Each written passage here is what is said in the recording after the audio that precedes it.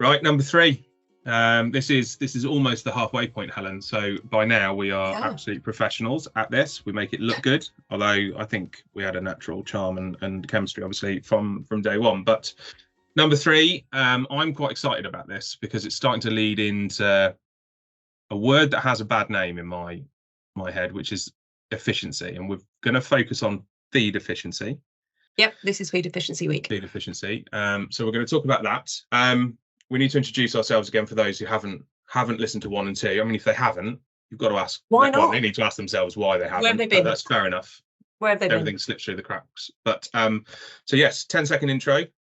I'm Ben Williams. I work for Leprino Foods. We make mozzarella, and I make sure it's sustainable from farm to customer. Fab. And I'm Helen Brookes, and I'm the Engagement Director at the UK Agri-Tech Centre. So working together to really make this shine, these podcasts shine. That's it. You are the fairy upon the top of the Christmas tree that is intellectual podcasting. At its best. Job done. I wonder what that makes me. Well, you can ponder that one while we're going through this podcast, and maybe tell us at the end. But yeah, feed efficiency. It's interesting because for as long as I've known you, Ben, you've always thought efficiency was a bit of a dirty word, and you've always screwed your face up whenever someone said it and gone, ah. Yes, so feed efficiency especially though.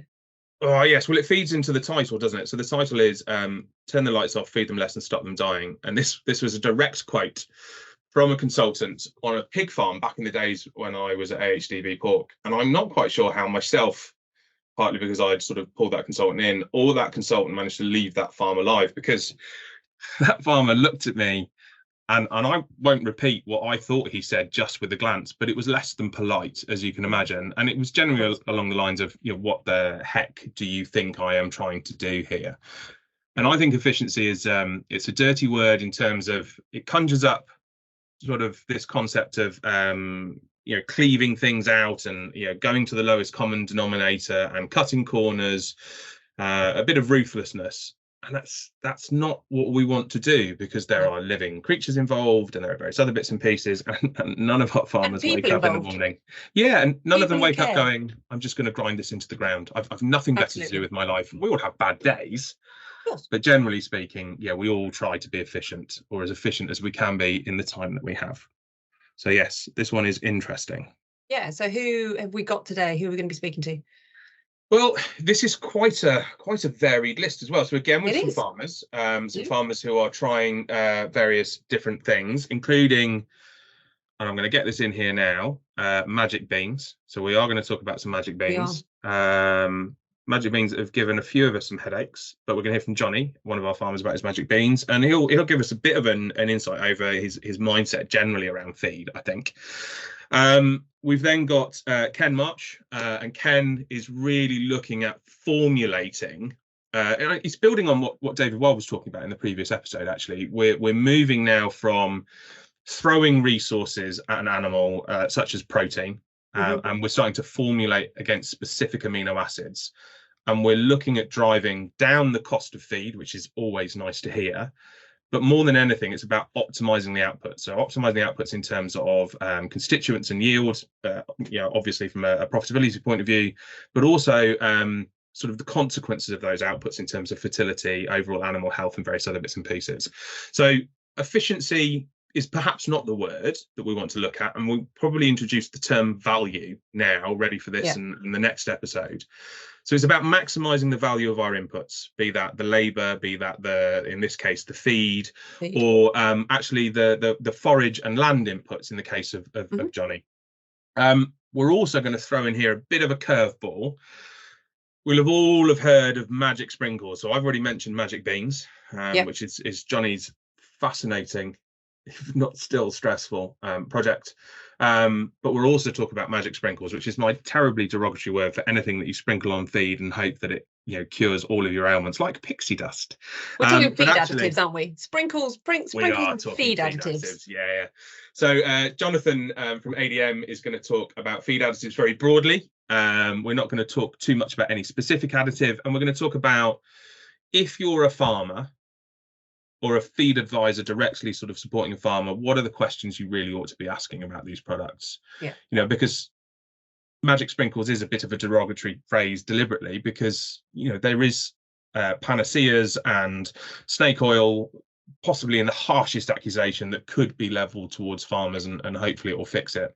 There's also some incredibly good innovations out there that will genuinely make a positive benefit. Yeah. So we'll talk about what questions should you ask before you put it in front of a cow. Yeah, absolutely. And who should you ask them to? Absolutely. So all of this means it's going to be a magical episode. So obviously, so let's get cracking and let's get talking to our podcast panel.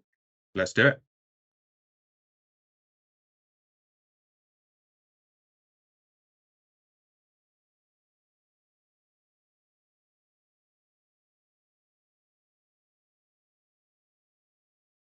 Hi, Jonathan, and welcome to the podcast. Really, really grateful to have you on this episode. Jonathan, can you just introduce yourself and also the company ADM that you work for, please?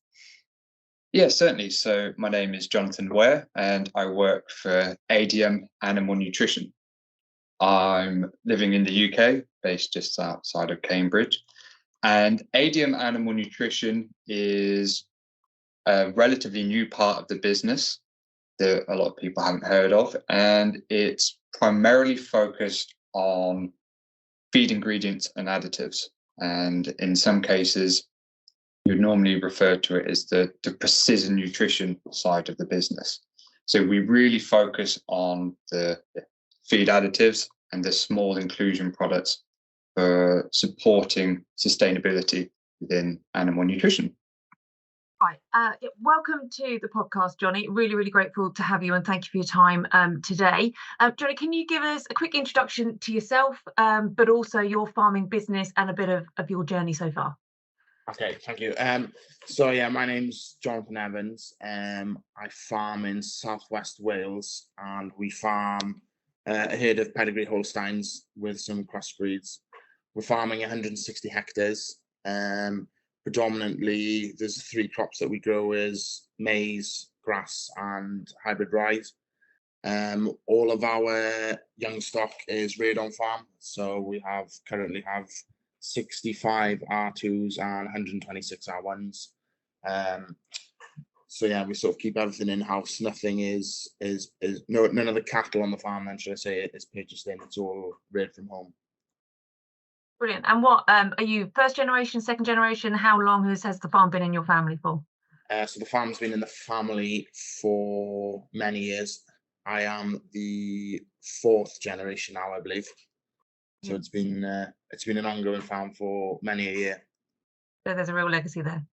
Yes, yeah. I think my grandparents originally started the farm back in sort of in the 1960s, 1950s, and then obviously it's just progressed on. So hi Ken, and welcome to the podcast. Really great to have you with us and chatting everything about your experiences. So maybe just for the audience, if you could introduce yourself, who you are, where you're from, and the role within your business, and some of the key areas that you focus on. Yeah, with pleasure, Helen. Thank you. Thanks for the invitation. Well, name's Ken March. I'm based in Aberystwyth, West Wales, some 40 odd years now. I'm working as a consultant with my own business, Perfekt Cow Nutrition. Also working in harmony is the right word, with 4 farmers at the moment. They make my own diets, which I formulate, principally 5 dairy diets. I focus on dairy nutrition. I mean, relative to what we're going to talk about today, but all soya free now. Okay. Gentleman sitting on your left was the instigator of this, I might add. It was my fault, Ken. Indeed, totally, Thanks. Ben. By one of my customers got an award with Leprino for butterfat excellence, and then came back to me and said, "Oh, I could earn a bit more money if we take the soya out of the blend initially." And I said, "Well, I don't think that'd be a problem," and it's just elevated itself from there, really. Obviously, on farm, when you talk, people are talking about no soya. Obviously, there is an incentive. Personally, I don't think 0.4 pence is enough, but there is an incentive to do it. And obviously, given the fall in milk price at the moment, yeah, lots of people are talking about it. For me personally,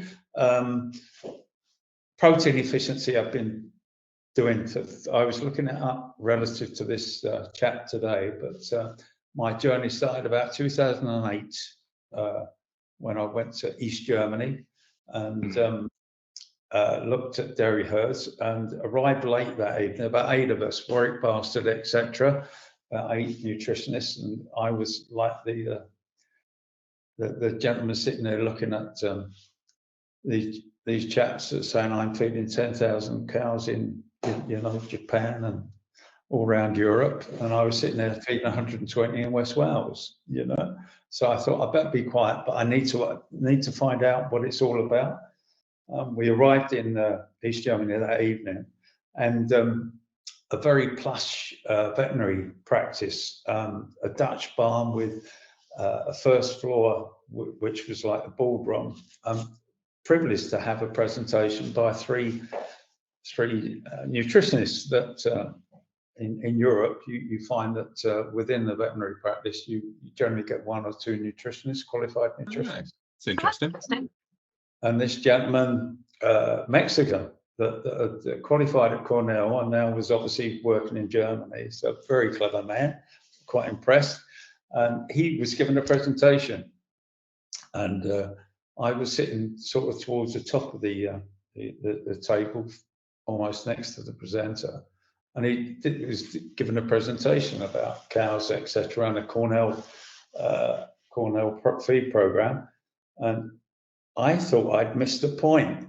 And he was talking, and I was looking at the presentation. It says 16% protein. Yeah. Now, bear in mind, this is 2010. Sort of historic times. Given to what we now know and do. And I'm looking at it, and I look down the table, and I met Warwick, as Ben knows, last week or week before at the Total Dairy Conference, and I hadn't seen him for a couple of years, which was lovely. And I was looking at Warwick, and he first introduced me to transition diets many years ago, down at the end of the table, and I'm thinking, are they talking about beef diet, 16% protein? And do you have this conversation with yourself? I didn't want to be stupid or make myself look stupid, because there were Barry Aldous, there were some really nice, well-qualified nutritionists, and I'm basically self-taught.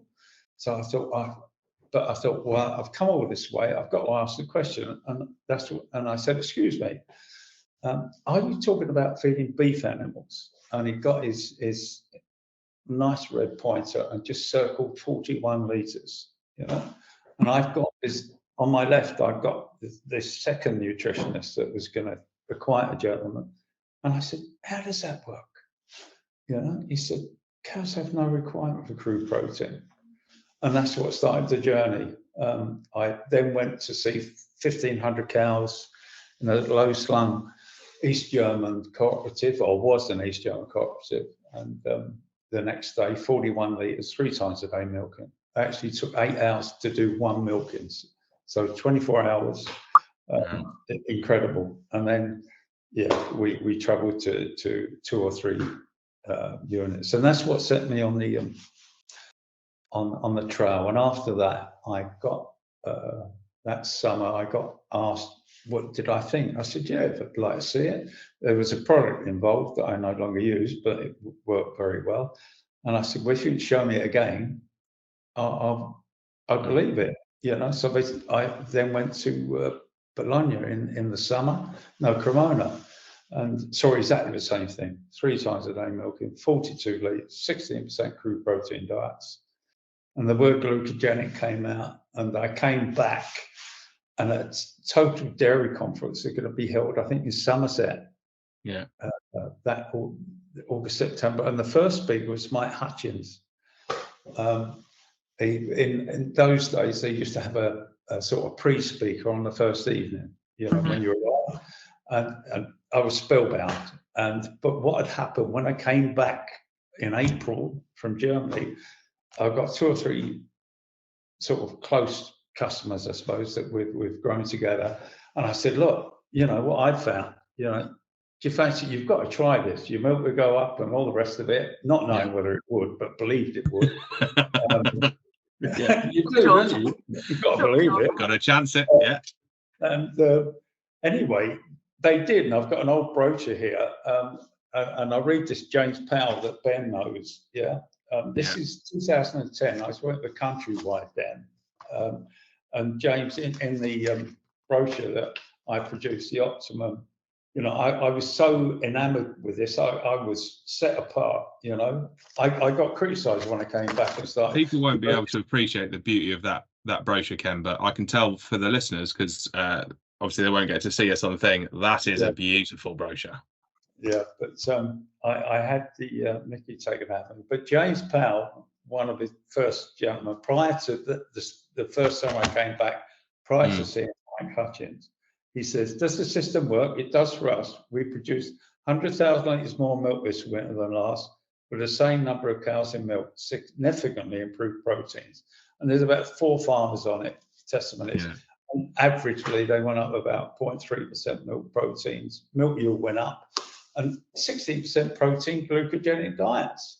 Go to Total Dairy with Mike Hutchins, just to finish my story.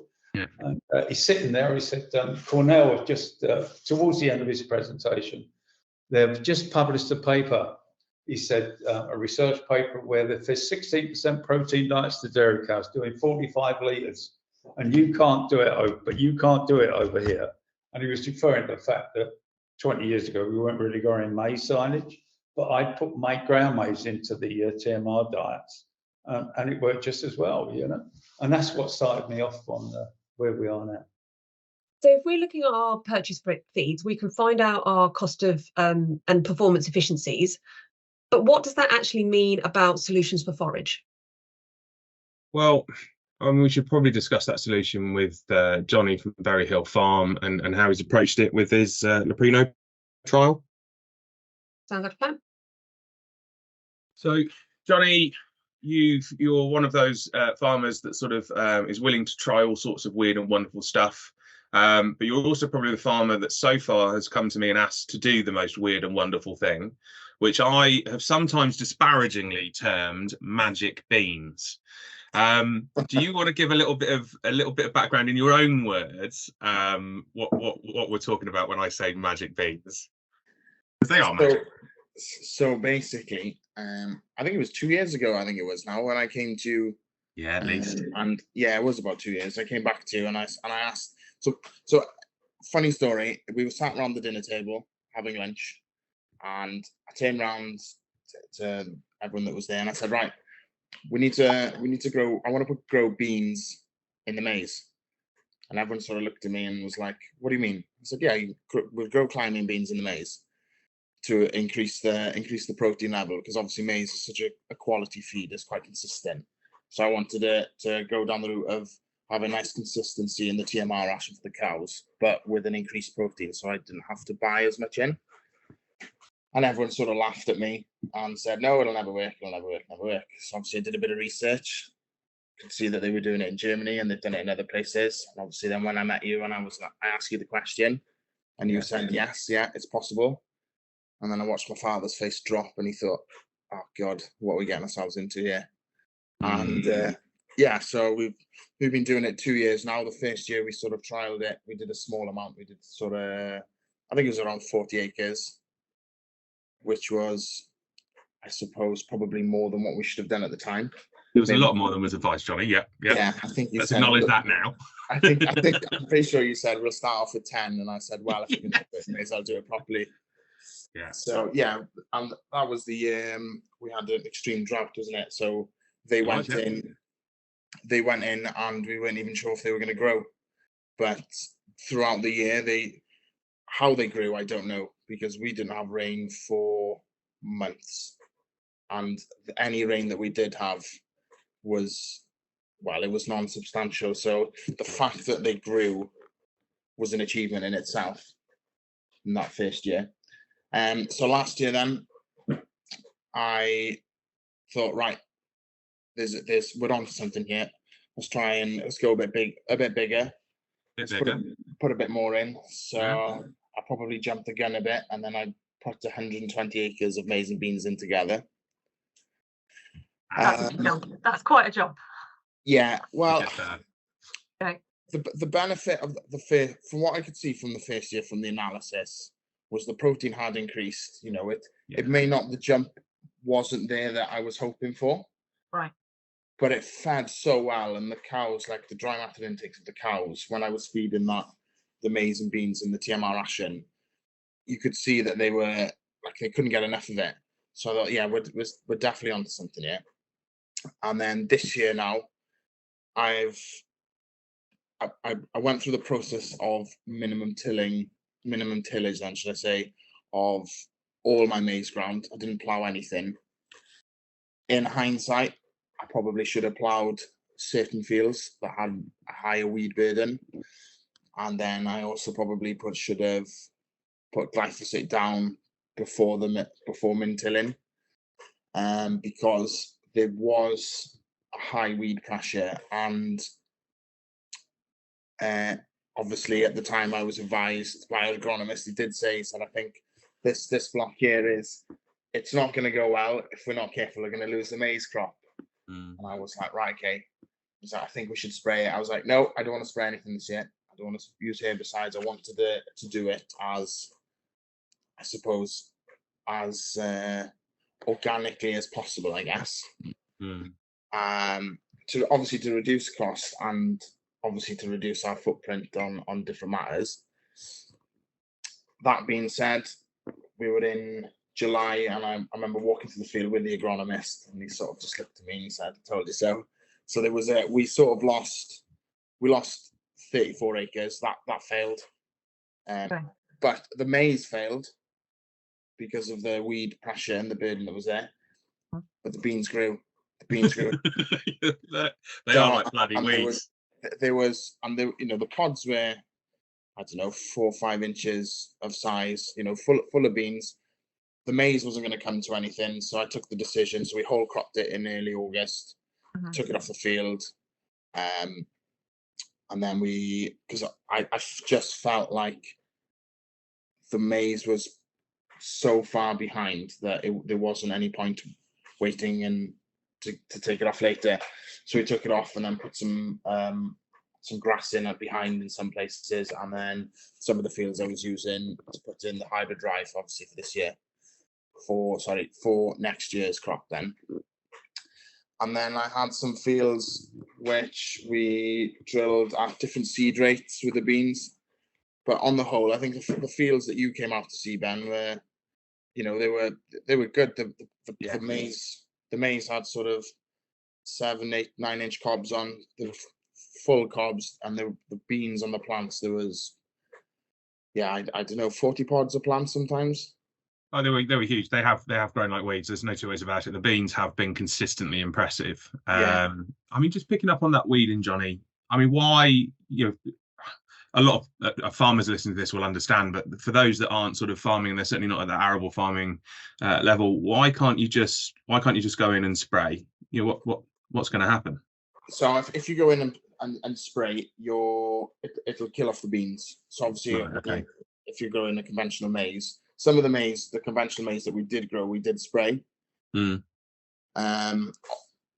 further on into the year it got, I was like, right, I do need to spray this, because if we didn't, we were going to lose the crop, and also the financial effect would have been, it would have been catastrophic. I wouldn't have had a crop to harvest. Yeah. So looking at that side of things, with the beans, obviously there's no any sprays that we use would instantly kill off the beans. So then that's just like the weeds, it's defeating the object of what we're trying to achieve, I suppose.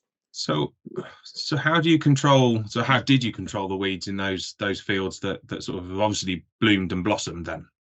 So some of the fields had been maize the previous year, into maize, and some fields had come out of sort of long-term grass slays and gone into maize, and those fields seem to do slightly better than the ones that had sort of like 2 or 3 years of maize prior. Right. So I'm guessing there's obviously it's in the soil structure would have helped.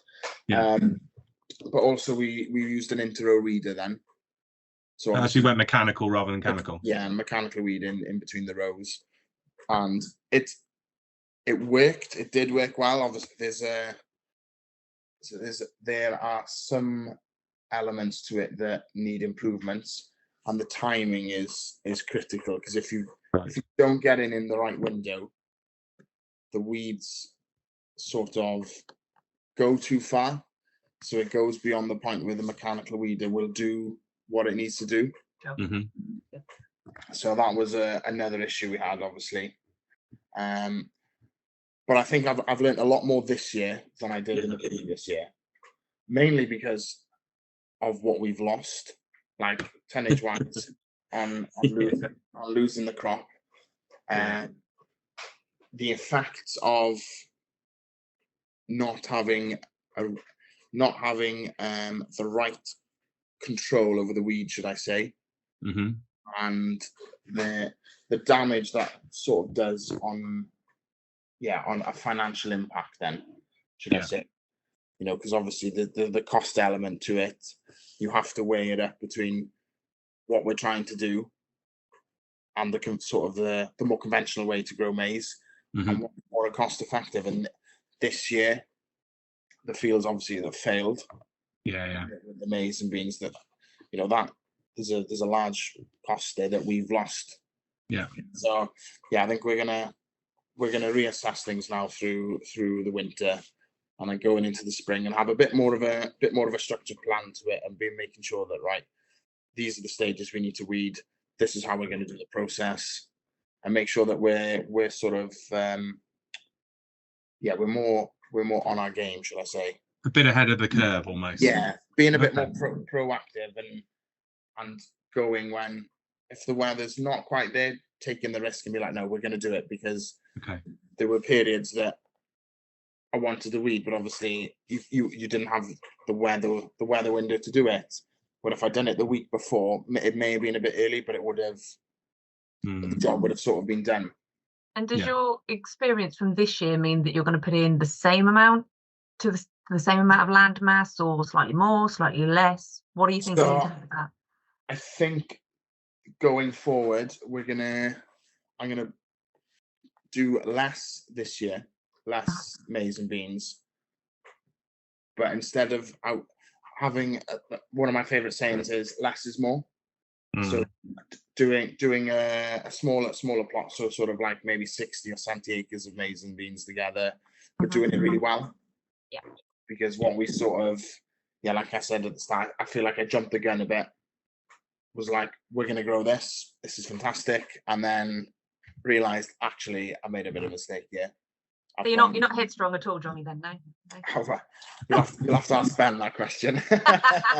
I am saying nothing, Johnny. Nothing at all.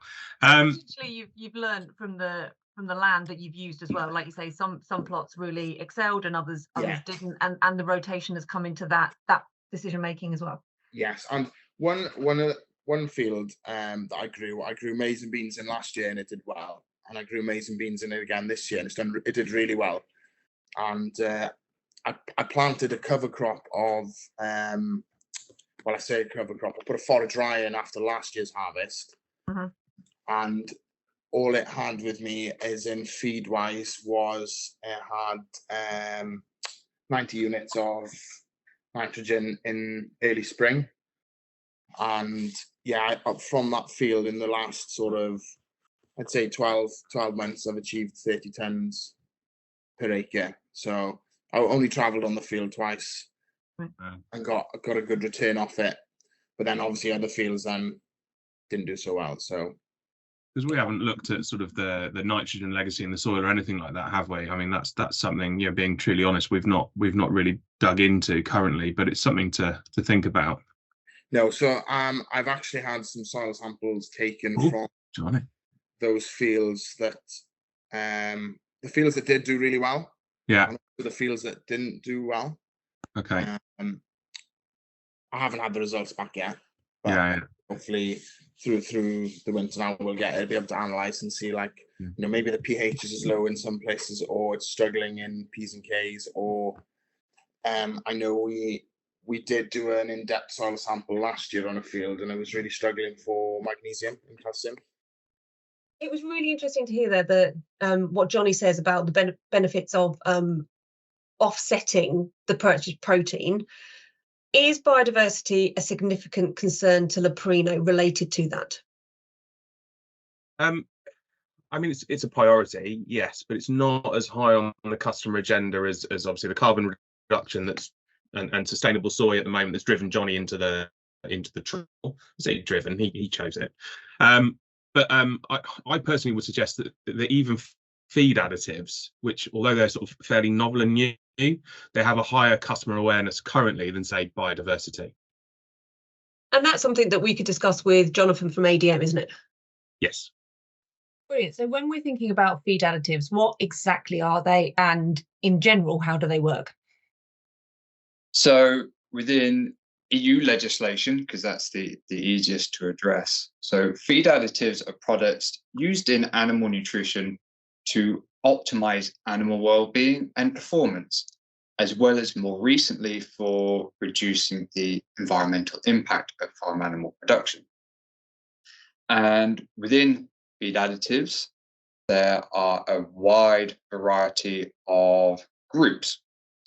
So, for example, you can have sensory additives for enhancing the flavor of feed, or down to the more technical products, which are technological additives such as antioxidants, silage additives, and a wide variety of products in between.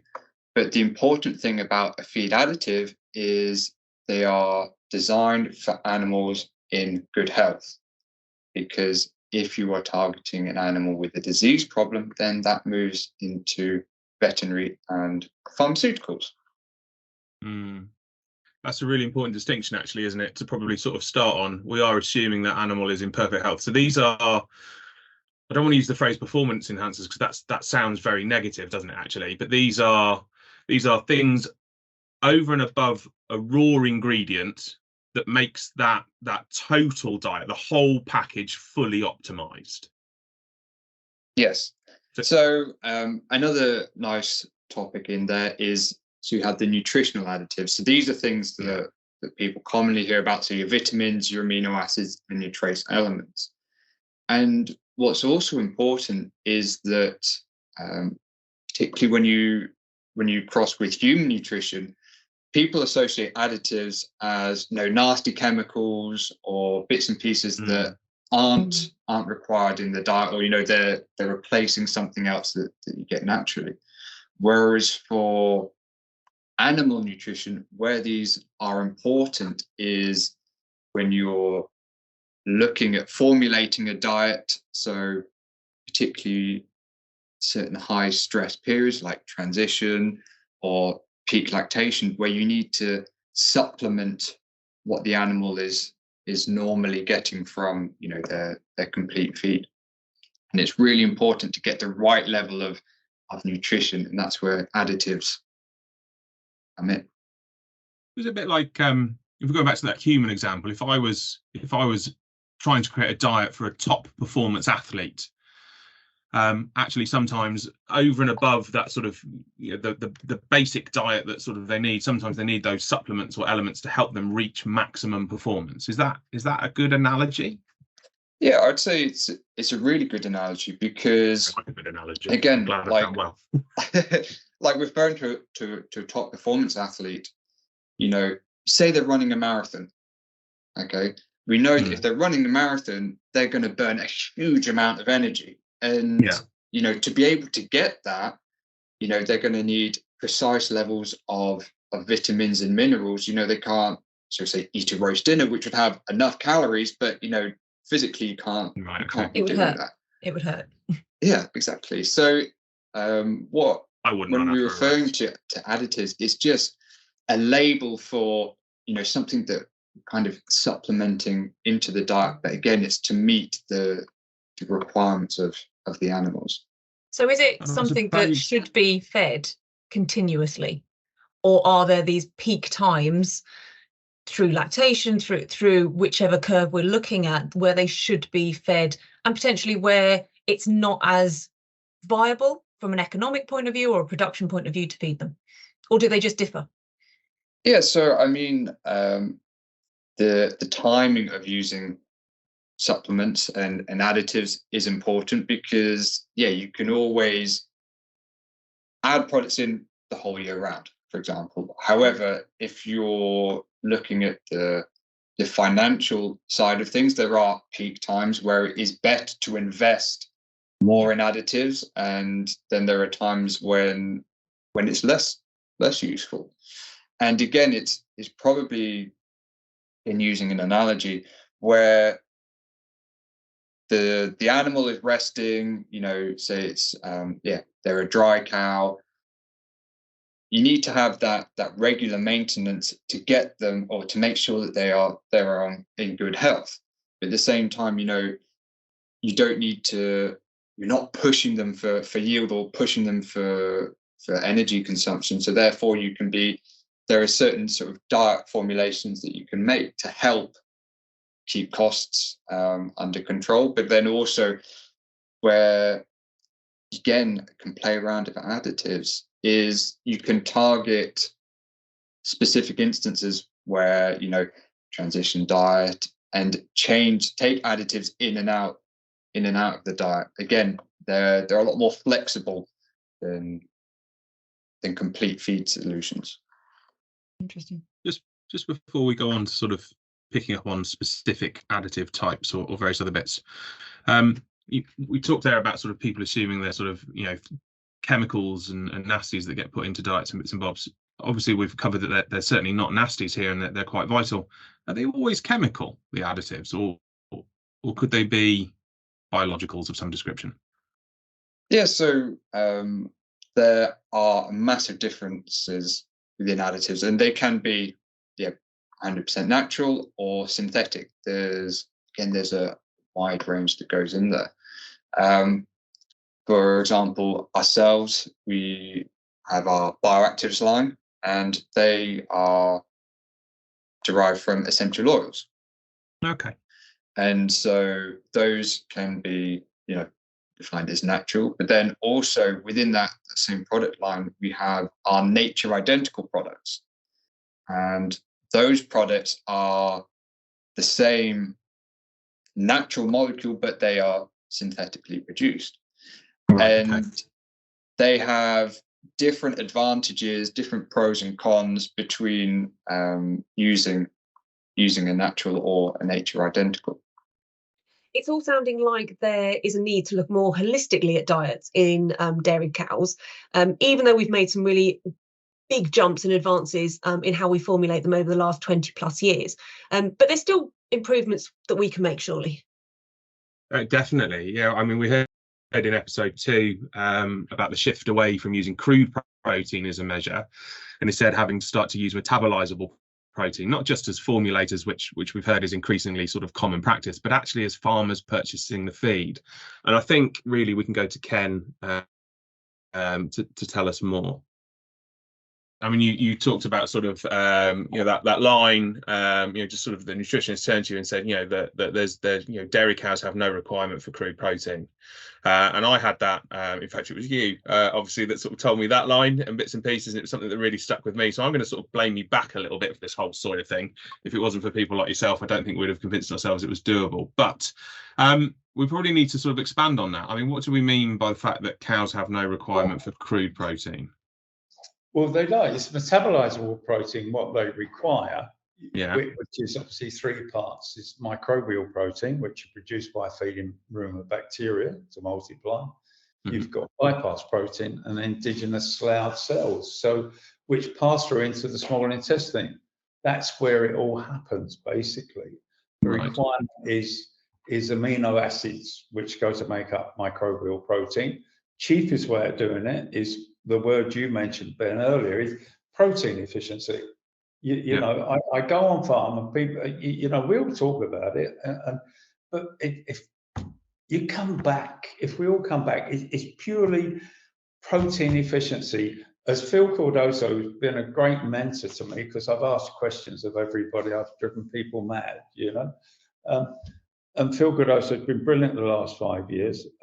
Prior to that, it was Gabriela Varga from Penn State University, who was, I didn't believe when I started on this journey that if I asked you a question or Helen a question, that people with more knowledge would willingly share it, you know, naively. Yeah. But you know, I came back from before Corona from Germany, and I got online and I found this lady, Professor Gabriela Varga, about amino acids, and I still treasure it. She supplied a 40-slide presentation on what amino acids were and what microbial protein. She was absolutely brilliant to me, and then she retired about 4 years into this, 3 years, and then Mike Hutchins took over. I pestered him for a while, and then he said the man for amino acids, when Gabriel retired, he said the go-to man is Phil Cardoso, he said. And I don't think Phil's ever forgiven him since, you know. But he's been brilliant to me. So that's what microbial protein is. It's necessary, amino acids. We're doing a trial at the moment over here in Pembrokeshire, and it's in the second year now, coming to a close, whereby 2 years ago we started, we had 100 calves born, 200 calves born. We treated one as a control group, one had amino acid balanced diets from birth to the end of calving, and now we're feeding both lots amino acid balanced diets to the end of their first lactation, because Phil Cardoso said the requirement for amino acids, they're building blocks for tissue, for protein, but for me, we talk about milk protein and milk yield, but they have a daily requirement for it throughout their life, as Phil Cardoso was said. Cornell proved this about 2 years ago. And I asked him a question: if that's the case, if calves, you know, on a balanced diet with amino acid can put 4 kilos more live weight gain over 16 weeks, then surely they must have a requirement. And he said, yes, Ken. He said, from birth to death, they have a requirement, but we seldom meet it because we envisage it costs too much, which is another sort of false dawn, that is. But no, so that's where it all started. Mike Hutchins got me on the trail. I pestered him, and I've been very, very lucky throughout my career, with people, just abundance of information, you know. And if you ask the question, you get the answers. We probably need to dig into that calf piece, possibly separately, actually, to this, because I'm instantly fascinated, Ken. I'm not going to lie to you. I mean, I absolutely share your viewpoint on this false economy of sort of, it costs too much. It might do now, but think what it's costing you in not doing it. That lost opportunity cost that we never take the time to put the money on. But on that, just interrupting you a minute, on the trial, obviously they've carved down. Talking to Peter Smith, who's the farm manager or owner, not manager, talking to Peter Smith about it, he said, Ken, we had to cut cows. He said, we started milking 400 cows. He said, you know what? He said, from the back end in the parlour, you can't tell the difference between one of these heifers and a cow. Brilliant. You know, the growth rate and the performance was so good. When you're milking them from a back end, you can't tell the difference between a heifer and a cow, and it's true. Yeah. And that's incredible. Surely that's the dream of every dairy farmer as well, isn't it? I mean, that's what good looks like. Literally, you can't tell the difference. But you don't. The only point I can understand the reticence, because you invest. I mean, a calf starts about £450 a tonne, which is not out the way. It's about £50 more than average. You know, compound feed's the same. It's about 50 if you put it in a balance of compound feed. It just fascinates me, because I've seen the results. I've seen we've had bigger embryos. You get larger embryos. Cardoso said this, and so I said the same farm we're working on now. Could you, what do you reckon, Pete? I've got it in a transition diet. So we start with transition diet, lysine, methionine, and choline. So and I was talking to Gareth, a different farmer, and I was telling him about this. And anyway, he did a PD inspection, and the vet was saying, "Oh, yeah, they're in calf for 40 days, etc." And when the vet, 35 cows were, and when the vet had finished, he turned around and said, "You're wrong." He said, "Do what?" And there was a week or 10 days difference between when he inseminated and when the veterinary actually said that how old they were. And he said, "No, you're wrong." He said, "It can't be. The embryos are well established." He said, "You better speak to my nutritionist," he said. And I emailed Phil Cordoso about that, and he was over the moon. He said, "In academia, we do the trials, but we don't get the results." He said, "People like you," he said, "you know," and then it gives you a buzz, doesn't it? You know, the farmer's pleased to punch. You know, he's got better pregnancy, etc. You know. I would suggest we need to look beyond the traditional research institutions to give us the answers on how we tackle some of this innovation and feed. What do you think? Yeah, definitely. I mean, we can speak to Johnny, really. He'd definitely say yes, and he'll give us an insight about the origins of potentially good ideas, and of course the challenges of on-farm trials and innovation. Yeah, of which there are a few. Yes. So there's a couple of questions that popped into my head. The first one is probably one that we should sort of talk about very quickly, because going back, I remember our first conversation ever so slightly differently, Johnny, in that I went, "I don't know if this is such a good idea," and then came around with one fairly major proviso, which was we had to get the right beans. So actually, there's a tale there about the beans, isn't there? It's not just any old beans that you've stuck in here. It's not like runner beans from sort of dobbies that we've picked up en masse, is it? No. They've got to be a specific type of bean, I believe, because there's a phasing content within beans that can affect the acidity in the rumen of the cow, which can then cause them to become extremely, some of them to die, isn't it? In some cases, I believe that's. I think they've heard people suggest that it might get there. I don't know if phasing's ever killed cows, but yeah, it can certainly affect yield and just sort of overall health and welfare. I think the research is very mixed, but it's leaning very much that way. It was one of those risks that we didn't want to suddenly introduce, wasn't it? So we've sort of low phasing variety, and then the other thing was the bean size, wasn't it? Because when you plant the maize and the beans, they go in together, don't they? They go through the same drill. Yeah, they go through the same drill. Yeah, the first year we didn't know. The first year we drilled it. True. With the first year we drilled the maize. We waited for the maize to establish, sort of like 3 weeks, and then we went in and drilled in between the rows. Yeah.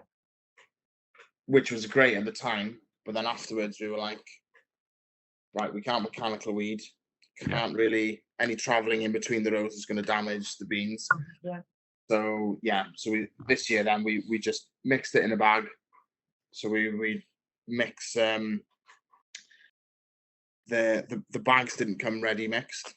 So we got an old pan mixer out and weighed up the maize and then weighed up the bean seed, chucked them into the pan mixer, mixed them, and then dropped them into the hoppers then. So they were drilled together in the row, which worked. It works better, and that's what they do on the continent and other places. That's how they do it. I do think though that we didn't put enough bean seed into maize seed, so the percentage of the mixture was less beans than was recommended, I believe, wasn't it? We discussed that. A bit more cautious, weren't we? Yeah, but obviously the more I'm learning and the more we're learning about growing it, we'll increase the maize and the beans. We'll increase the bean seed ratio to the maize, so we will have it around the sort of 66-33, around that sort of mix. So in terms of mixing the beans with the maize, you've got the benefits there of only drilling once instead of twice, and of using the mechanical weeder as another advantage. Any other advantages from doing that process? I feel like we've been able to reduce the amount of times you have to travel on the land, like prior to drilling. So our sort of process was sort of a minimum tillage. We used a trio, and then we power harrowed, and then we drilled. So there's only that we've reduced our diesel costs, we've reduced labour time, and time is everything at the moment. But also, I think the benefit we find that soil health is better, and there's less compaction happening on the fields because we're travelling on it a lot less. It's been done once, and then you sort of close the gates for a few weeks, go in with a weeder, close the gates, go in again, and then it's sort of, you just let it go then. And if obviously it needs a bit of a boost within fertilizer, we use foliar feeds then towards the end, just to help boost it along. I mean, the foliar one's an interesting one, but obviously you've cut out sprays as well. Is there a financial saving from cutting those out versus the mechanical? Because obviously you've got to pay for that kit. This year, probably not, if I'm being completely honest, because what it's cost us in yield, cost to grow the crop, and comparing it to the conventional maize that we grew and where we just sprayed that part of it. This year, no, definitely not. It's probably put us at a worse advantage. But going forward, I think it's the right way to go. But there is that cost saving there. Obviously, you've got the initial cost of a mechanical weeder. Yes. But the long term effect then, and the long term gain is far better than what the short term gain is, because obviously there's more rules and regulations coming in now of what herbicides and what sprays you can use and what you can't. So I think we've got to, as an industry as a whole, we need to look at ways of being able to reduce our spray usage and cost and everything. I feel like we're relatively new to it down in our area, but maybe as the UK in general, because when you go online and you see what they do in other countries, where we are in a way quite far behind in some of our practices, I believe. Yeah.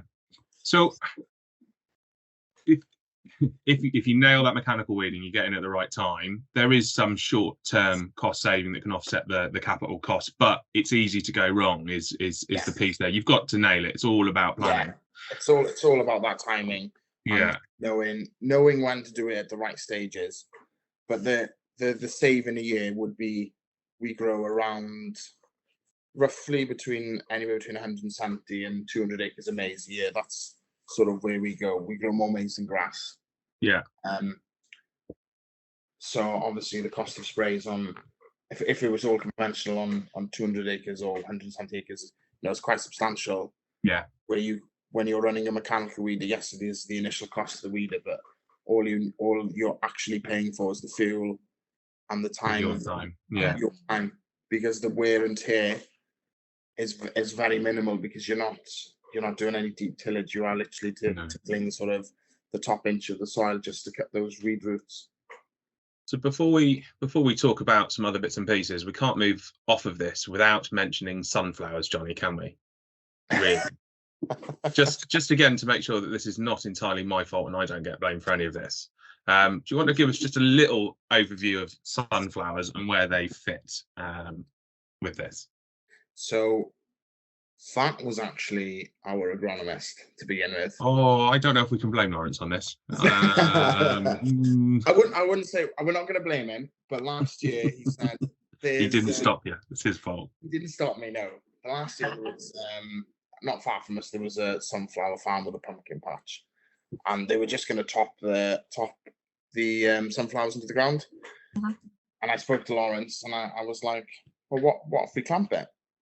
He sort of looked and he was like, wow, I suppose you could. And I thought, yeah, we'll clamp it. We'll try it. So obviously with the help of Ben, we went down that route and we clamped it, and we had it analysed and tested. And I couldn't feed it any milking cows because of the oils in the sunflowers would create thermal coatings so that the fats in your milk would drop. And obviously being on a components contract, on a cheese contract. It's not ideal. So I looked at other ways. I thought, right, we'll put it into our rearing heifers, into our young stock. And the quality of the heifers that I've got coming through now from I had a group of around 40 that were fed on the sunflowers. So I fed sunflowers with a blend and a drop of rye in there, and a bit of maize. And there was the smell of the sunflowers was almost, how can I explain it? Do you know, like when you take a fisherman's friend mint, and you deep breath and it clears the sinuses. Yeah. That's the smell of it was really, really nice, and it was really like cleared the airways. And the calves that came through, they were obviously the oils in the sunflowers. They were shining. There was no coughing, and they grew really well. So I was like, this is something else that I thought, yeah, we'll try and persevere with something of this. So I put 5 acres in this year of maize, beans, and sunflowers all mixed together. crikey. So a whole 3 mix. Yeah, 3 mix, yeah. Right. And that was it's clamped at the moment, but I'm going to be hopefully opening now coming into December. And it was a good looking crop as well, actually. I mean, on a rainy day at the side of a Land Rover, it looked nice. Yeah, I feel like it probably the weather went quite bad here, and it was wet for like 2-3 weeks. I feel like it probably went a bit too far. With the heads of the sunflowers started, the seeds started to drop off, and they started to come over. But as a first year trial of trying something, it grew pretty well. Yeah. But it wasn't just the benefit to the stock I saw of it. Is I think when you came down, there's a nice sort of ecosystem there. Like if you walk through the fields, you'd see birds, bees, dragonflies, and there was it was a nice feeling, and it was sort of I suppose it was a sustainable way, I guess you could put it, of generating a crop, but also providing a form of habitat and helping the ecosystem. So sustainability in like a broader sense from a biodiversity point of view as well. It would be really interesting to do a biodiversity study with that plot if you do it again another year. So it would be so interesting to do that. I think we're gonna do it depending on how it feeds now through the winter with me. I'm hoping it'll feed well, because obviously it should have a nice dry matter content. The protein in it should be quite well. And I'm hoping there'll be a high amount of energy in it with the 3 mix together. So I have sent off a sample, but because obviously it's a bit of an obscure mix, that I think they're doing a wet chemistry on it. So the sample results taking a bit longer than I'd hoped to come back. I was hoping to have it back for today, but yeah, hopefully we'll have it back for next time. That was going to be my next question, was have you had the analysis back yet? No, I did send it, but it's taking a while, because I did have an analysis last year off just the pure sunflowers I fed, and off the top of my head, I think it came back with it was around the 11 ME. The crude protein in it was 13.4, and I had a dry matter value of around 38, I think it was, off the top of my head. Okay. So yeah, like I said, though, the calves, well, I say they were calves, they were sort of 4 months to 7. Okay. Big, yeah. Yeah. Young stock. Yeah, young stock there. And they genuinely, they loved it. And palatability? Brilliant. Seemed to be fine. Didn't cause any scouring or anything like that. Just made them thrive, essentially. Yeah. They did thrive, and I've started serving them I've been serving them 11, 12 months, because they've gained such a high live weight gain that I didn't want to leave them go any further, because they'd almost be over conditioned then. Yeah. And they'd struggle to get them in calf. So we've been serving them young, and they're standing. So it worked well. So Johnny Solutions seems to reduce carbon in multiple ways with less fertilizer and fewer inputs, and therefore less imported protein. But as you were saying, it's not a perfect solution yet. Maybe it never will be, but right now it's not the perfect solution. Are there any silver bullets or magic sprinkles being suggested for the industry at this point? Yeah, my favourite phrase, magic sprinkles, which is sometimes disparaging, but not always. Sometimes I use it in a positive. Yes, I mean, some would look to methane inhibitors, a type of feed additive to make significant, and I think some people would claim easy reductions in on-farm emissions, but it's probably worth discussing with Jonathan from ADM, actually, who can give us a bit of overview than perhaps myself. So the new kid on the block, I suppose, in additives, the one that's probably the zeitgeist. I love the word zeitgeist. I thought I'd just throw that in. It's on my calendar of the, word of the week calendar. Is methane inhibitors. So obviously we're going to have a little bit of a chat about methane inhibitors. The obvious question is, what is a methane inhibitor? I suppose from a very high level. The clue, I suppose, is a bit in the name. Yeah, so methane inhibitors in general is something that reduces the amount of methane that a ruminant dairy cow produces. And what's important with methane inhibition is there are lots of different ways that you can tackle it. And importantly, with methane inhibition is that the rumen will typically try and adapt, and that's what's made things so tricky over since this has been a growing topic. And just for reference, I did my dissertation on methane emissions in dairy cattle. Fair enough. So if the rumen's trying to adapt to various other bits and pieces, methane is a fact of life. If you've got cattle or ruminants of any type, methane is a thing. It's a perfectly natural process. Yeah, exactly that. So I'm not an expert now on methane mitigation, or sorry, methane production, but methane itself, when you look at it, how it's formed, it's effectively carbon dioxide being spliced with hydrogen. And shall we say, back in the day, that was used as a way for the ruminant to manage acid loading within the rumen. Oh, to mop up those hydrogen ions. Exactly. So you're getting rid of that hydrogen, and the easiest thing to do was, well, there's a lot of fermentation going on, so mix it with CO2, and then that produces methane. Okay. And that's where it's important, in my view, when you're looking at methane inhibition, is the more you can keep the animal doing what it wants to do, and the rumen functioning in the way that it wants to work, the easier it is for that process to remain stable, and for the animal to not kind of fight against it.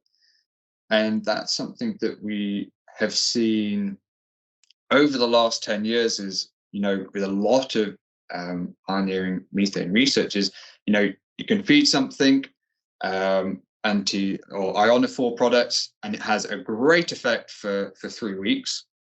And then kind of the rumen adapts, and then you see the performance, or shall we say, the methane inhibition levels drop off. Okay.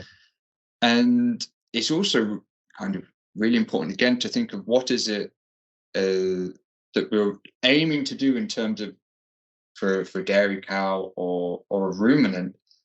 Is the rumen is there because it helps with, for example, fiber digestion, and we want to try and be careful that we're not actually just turning it into a monogastric animal, because we're then kind of getting rid of all of the benefits that the animal has, in terms of fiber, utilizing grass and things like that.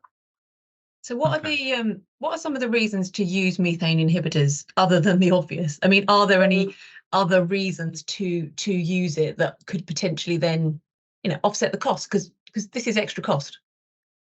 Yeah, so one way that you could look at it is that when an animal is producing methane, is that the energy to produce that molecule of methane is being effectively belched out. And one of the nice features of one of our products that we're looking at for methane mitigation is by slightly altering the pathways of fermentation. So methane is linked with typically acetate production.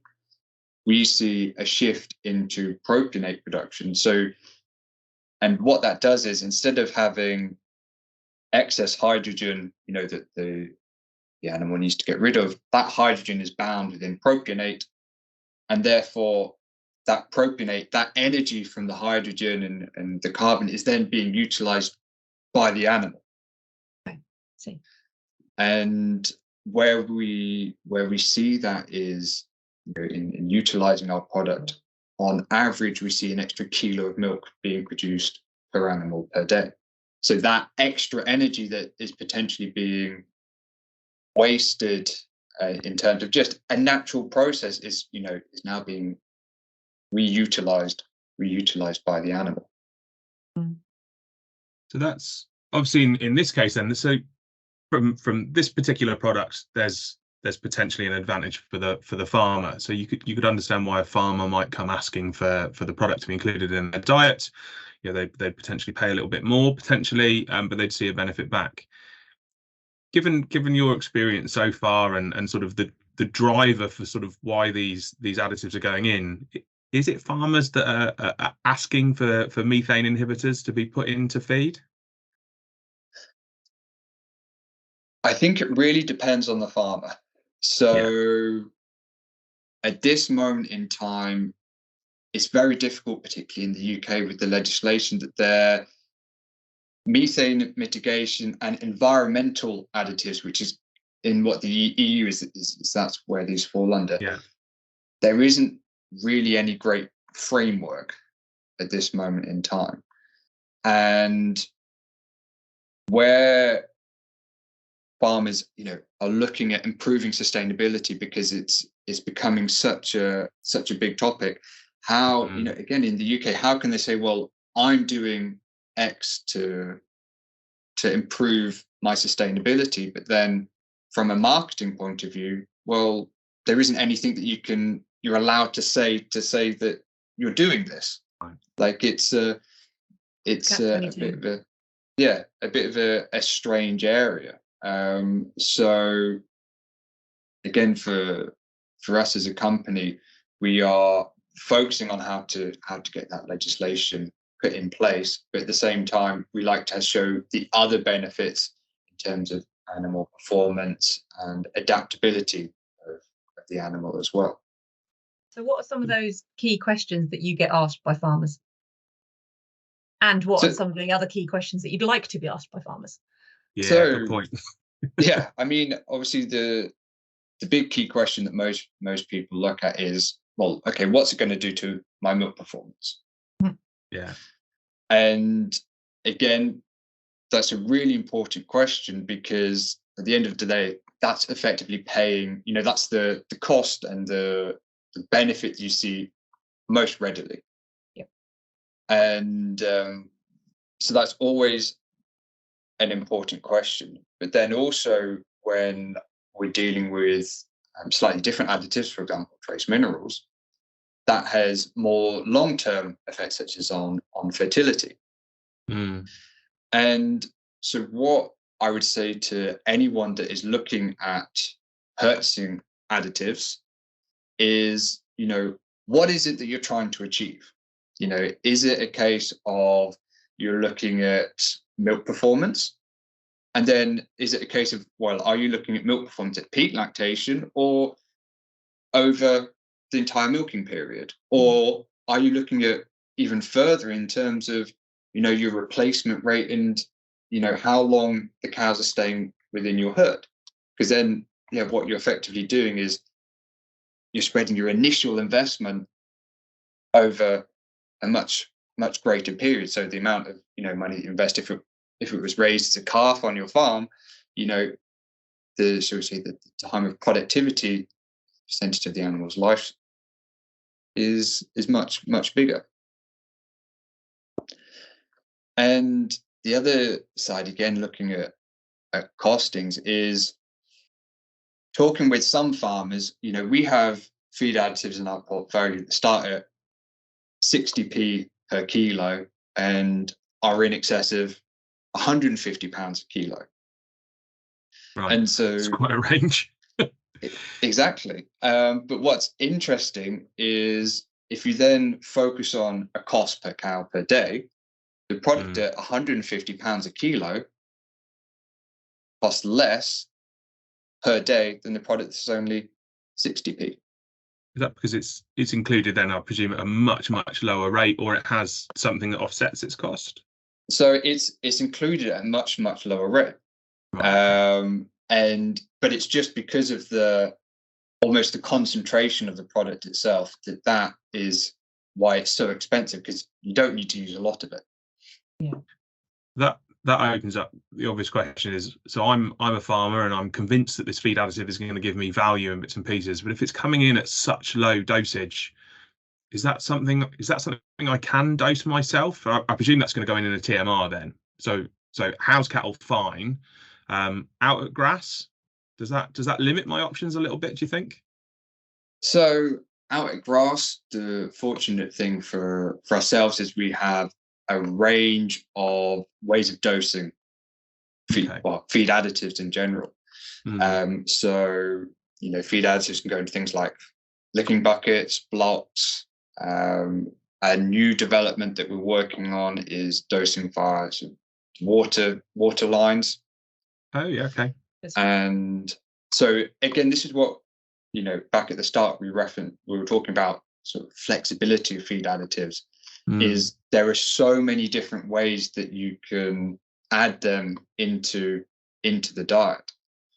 Yeah, I suppose that micro dosage, I suppose in parlour feed, then even relatively small amounts, sort of kilos and below, even there at micro dosage, you could look at sort of, because I suppose graze cattle are in sort of 1, 2, 3 times a day, sort of having that feed in the parlour. Yeah, and also that dosage rate's important because some products only need to be present within the animal once a day. Yeah. And so again, if you're parlour feeding at all, then that's not an issue. Some products need to be, or due to the activity levels, need to be fed more continuously, and then obviously that's when you need to look at different approaches. So that's a real consideration then for that farmer when they're presented with a range of additives. They have to almost go back to their system first. Like you said, what are you trying to achieve, but set within their system? If you're extensively grazed, I suppose that limits your options for now until technology catches up. Whereas if you're fully housed, is there perhaps a bit more option for now? So I think definitely being fully housed has its benefits in terms of more management. It's easier to do things when they're fully housed. When you start to move to grazing systems, the technology is there, but because it's, I mean, apart from when you look at like your mineral licks and blocks and things like that, the cost of trying to put in ingredients or trying to fit around your system is that little bit more expensive. So it's not a case of there aren't products available on the market. It's just slightly more tricky because of just how these things have developed.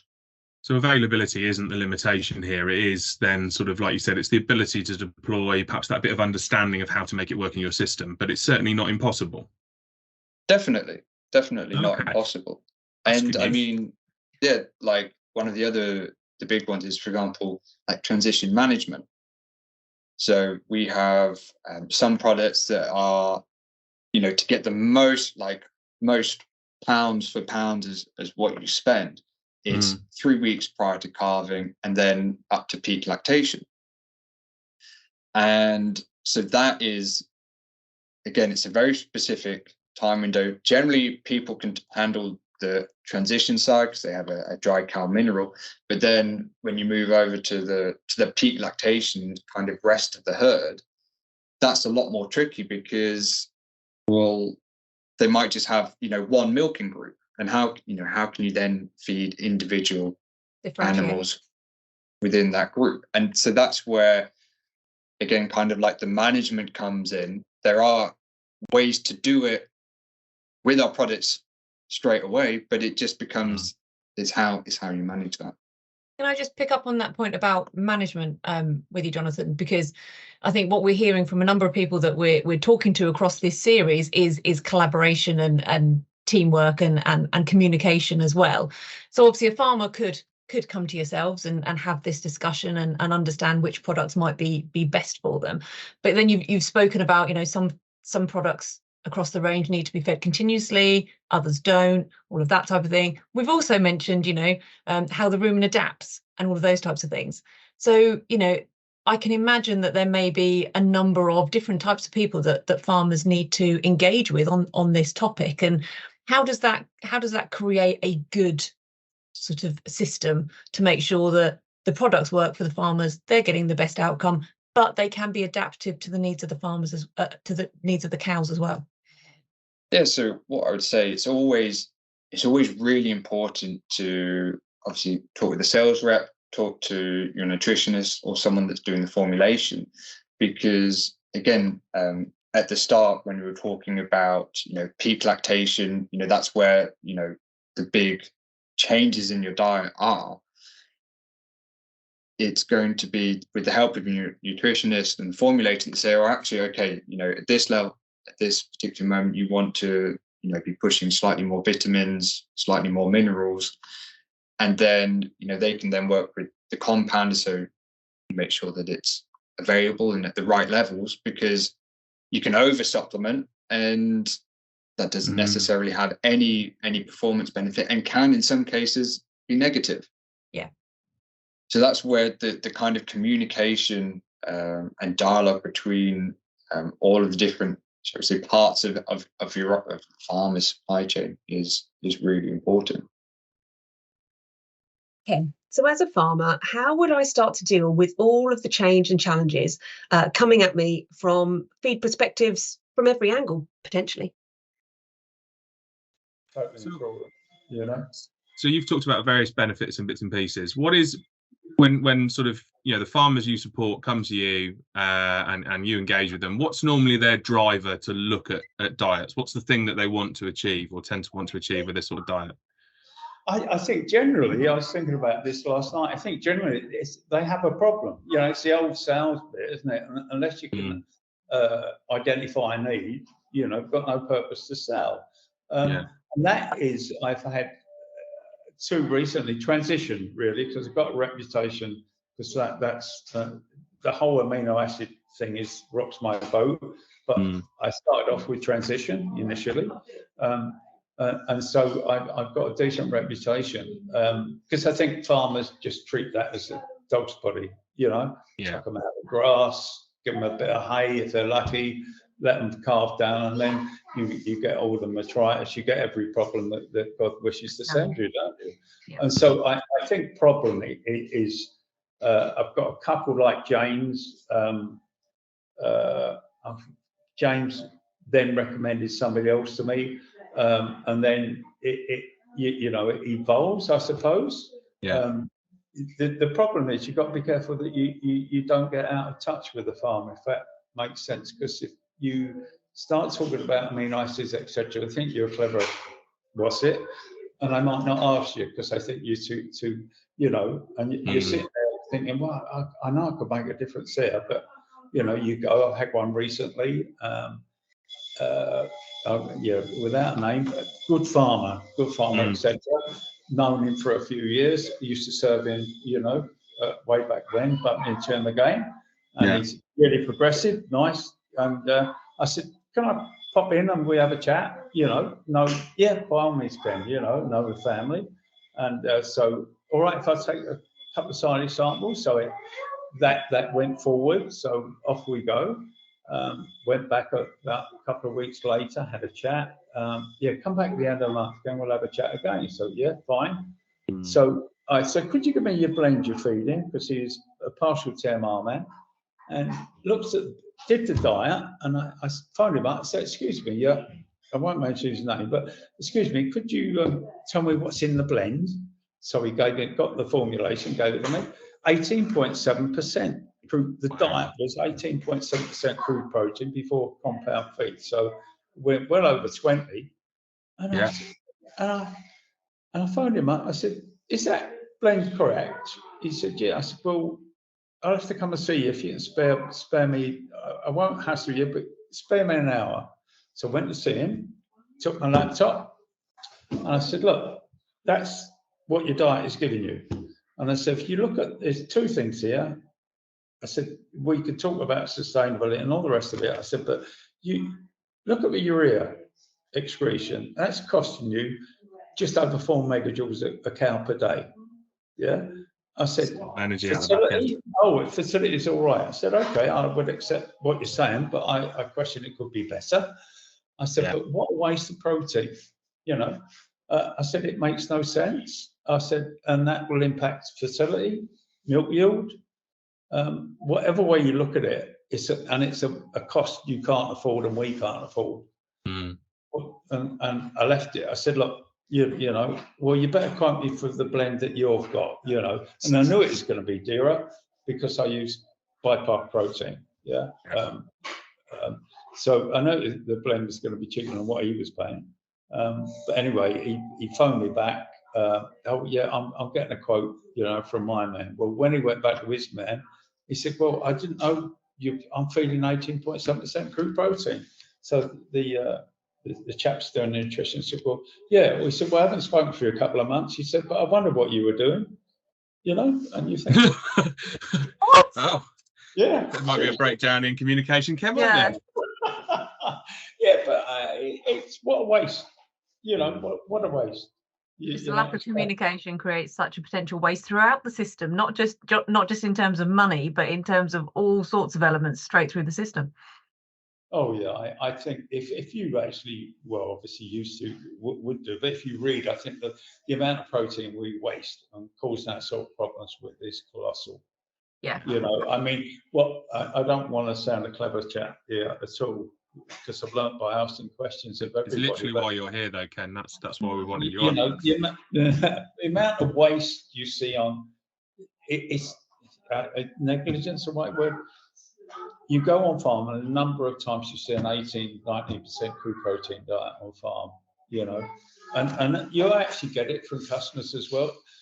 If there's something going wrong, the first thing I'll ask you, have I got enough protein in the diet? You know. And Joe Blogs goes on, you know, one of your customers' farms, like I do on others, you know, not customer. Oh, I don't think you're feeding enough protein there, you know.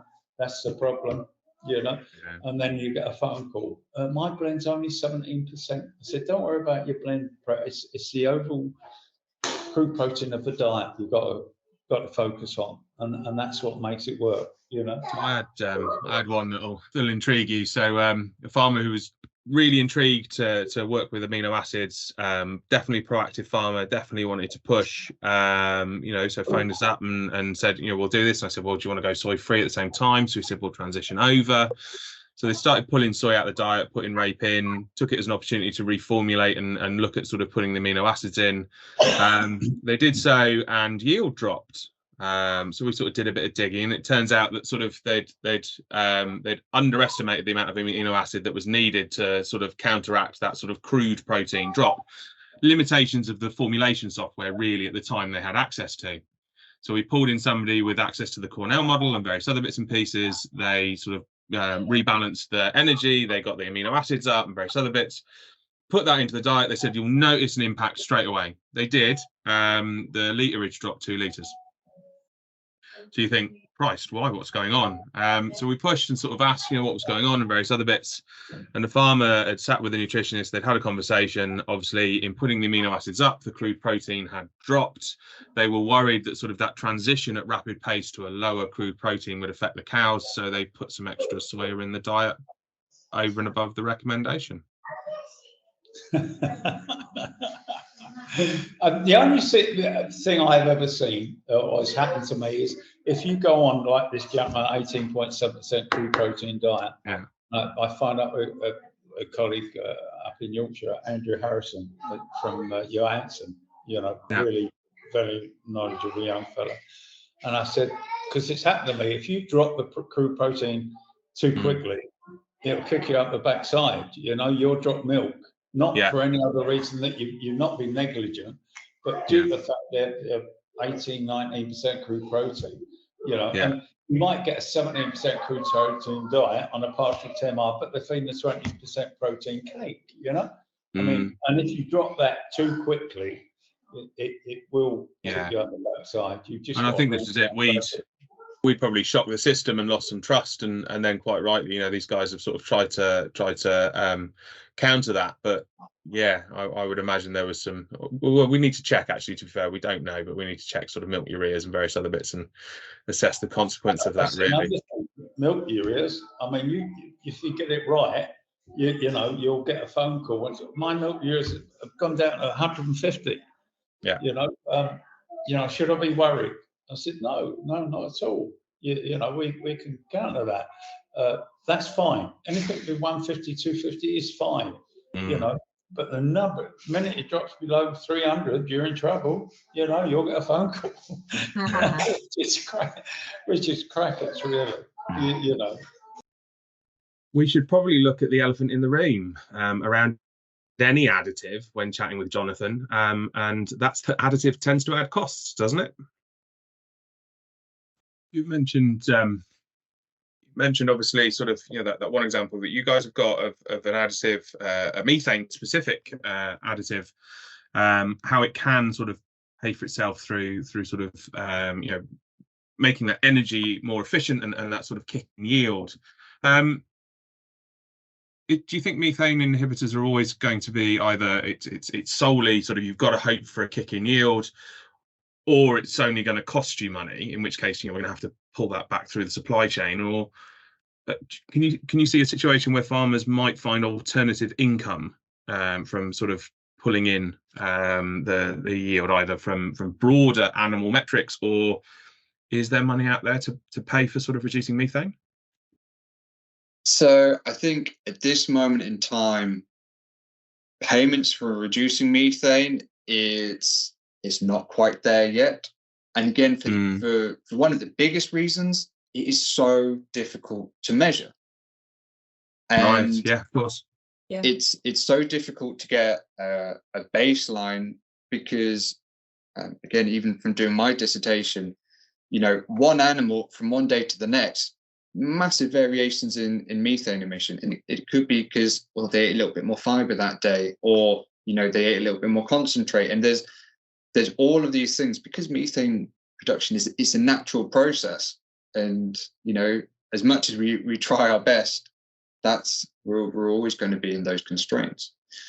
Yeah. But where I would say that there is potential for added value outside of methane mitigation is when you're looking at other health implications for the animals. So, and again, this all comes down to almost attention to detail in terms of how easily you're able to record information, and to what level you can record that information. So, you know, access to fertility records, you know, you start putting an additive in that you're looking at for milk yield performance, but then also paying attention, well, actually, you know, we've had some situations where the calving period has dropped by 30 days. Yeah. And, you know, it's, you know, and this was one of the most important things, again, discussing with the farm back use of any new product is, can you measure the effect that, you know, someone is talking about?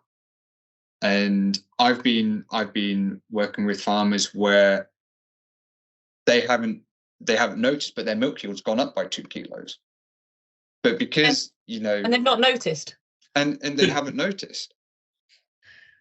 Because they're, you know, if you have a farm of 200 cows, you know, unless you see a big, you know, from one day to the next, they've suddenly started producing.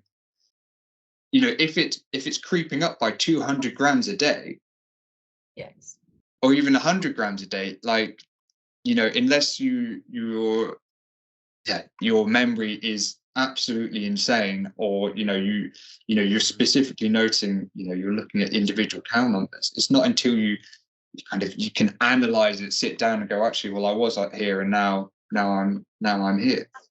And I suppose that data collection then helps to make those decisions on any amendments to formulation or type of product or type of additive and that type of thing, and actually whether you need to amend it or not. And that must be as important, because otherwise you're just pumping something in and potentially not seeing a benefit. Yeah, exactly. And again, because milk production is a natural process, there are so many variables that we can't control. We've done a lot of work on looking at heat stress and heat stress mitigation, and again, that's something that it's very, last summer, you can't tell, like 23 degrees in mid-October is unheard of. And then, when you have kind of heat waves, and that's again something that you can't necessarily predict. But again, where people have been using our products for its performance benefits, and then we've had kind of these external factors come in, like heat stress, and then actually their animals have maintained performance. And it's about looking at what is going on within the diet, trying to really understand, okay, have I changed silage clamp, or have I done this, or have I done that, or all of these small things that can have significant consequences. So it feels like additives are definitely here to stay. I mean, just because at the level we are basically supporting sort of the animal equivalent of athletes, and so there is a fundamental need for them. It also feels like they're here to stay because agriculture is changing, and additives can help meet the needs of those changes. But if you were to sort of summarize sort of either one piece of advice or a concise piece of advice, and I'm always wary of sort of, give me the simple thing and I'll act on it type thing, because simple things rarely solve complex problems. But if you were to give one piece of advice as a start point in this complex journey of how do we engage with additives and bits and pieces for a farmer, what would that piece of advice be? What would be the start point? I would say the first most important part is starting with the basics. Mm-hmm. Understanding what you're trying to achieve, or maybe what's going wrong, because additives can be very expensive and get very expensive very quickly.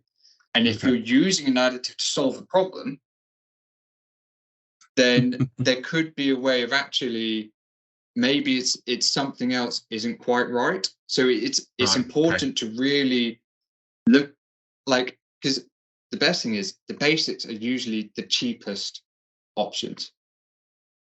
If it's a case of, you've got some dodgy silage going in there, something that you're thinking, oh, okay, well, can I, the levels are awful, so then you're putting in extra energy to try and compensate, and then that's leading to things like acidosis, which by starting at the basics and looking at building a good foundation, then when you add an additive on top to target, again, really precision nutrition issues, that's when you see a good benefit. Right. So it's about ensuring you're using them for optimization, not as a sticking plaster. Not that they can't have some value, I suppose, in the short term, because we all have bad years, but really their goal is optimization, not covering up our challenges, our immediate challenges. Yeah, and I mean, it's the other way of looking at it is it's kind of like a safety net in terms of so again, our product that helps with heat stress, fortunately it has an effect on general animal performance anyway, but then something like heat stress, it's very difficult, unless you've got state-of-the-art sheds with all of the cooling necessary and bits and pieces like that. It's very difficult to suddenly bring that online. Or again, with heat stress, if your cows are out grazing in the field, if there's not quite enough cover there, or except you're in part of the country where you're not used to it hitting 40 degrees because nobody is, South West Wales. Exactly. Like when you get these extreme situations where is it worth investing in, more shelter for the animals during, this particular period? Or is it a case of you have one particular cow that really likes sunbathing? Right, okay. It's those kind of... It's a different management decision, isn't it? Yeah. Yeah. So I suppose flipping that round, because we're all about sort of behaviour change, and obviously we know that the industry needs to change. We're obviously talking about the farmer here, and how should the farmer consider their change and various other bits. Obviously, if you're somebody trying to support a farmer and adapting to the change, let's take the nutritionist, because obviously you sit between farmer and sit between farmer and nutritionist and supply chain and various other bits. But those actors coming to the farmer, before they sit in front of the farmer and say, you should be using this additive or that additive for this purpose or that purpose, what would be your sort of message to them, really, that they should have considered and prepared in sort of before they get to the farmer? What should they lead with? I think that's a great question. I mean, as a company, ADM's philosophy is customer centricity. And so what I think is really important about that is understanding the products that you have in your portfolio, and also understanding, yes, okay, it's important to, you maybe have a farm has a particular issue, so you've kind of got things going on in the back of your head. But I'd say it's so much more important that you're going onto the farm with an open mind, because otherwise what can happen is, if you're focused on, a particular additive, you can be blinkered to that additive is always going to be the go-to solution. Yeah. And, in some cases it can be yeast, because yeast has such a massive impact on so many different parts of rumen fermentation and animal performance that a lot of people, that's kind of their go-to thing. Yeah. But then also what it means is, if actually, it's a bigger issue, or it's for like silly things like the animals not being able to get to the water trough, giving them a yeast isn't going to make the blindest bit of difference.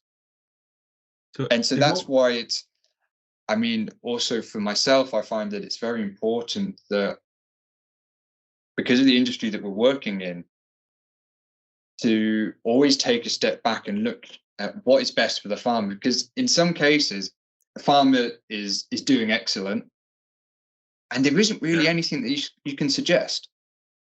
Yeah. Okay.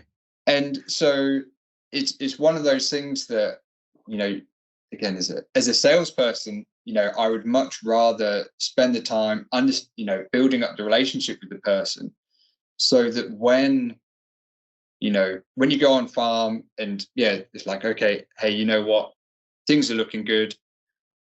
There's not really anything that I can suggest at this moment in time. But then when they do have a problem, they're then much more open, because you're not trying to always force something on them. And I think that's really important. So open ears, open eyes, and an open mind. Yeah, exactly. It sounds overwhelmingly like the advice for both is the same: is what are you trying to achieve? And it has to then obviously come together from both ends. They both have to land at the same answer, because if they don't, you're right, someone's going to be not necessarily looking at the right root cause and advising something that it might at best be a sticky plaster. Yeah, exactly that. So who knew having the conversations to start with was probably the best way to go? Start with asking. Okay. Start with the questions. Yeah, and I mean, that's a big one, is asking questions. Because if you ask the questions and you don't necessarily get the response, then that can be either lessons uncertain of it, or there could be something better.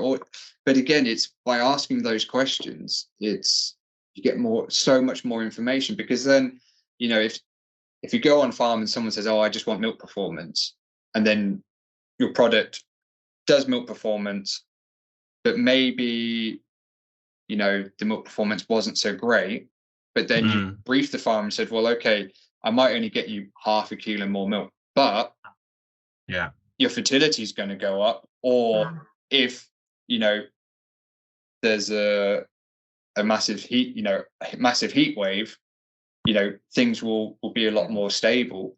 It's those kind of things, and that's where it's so important to be able to explain what's going on behind the product. And again, for additives in general, the amount of research that's gone on behind the product.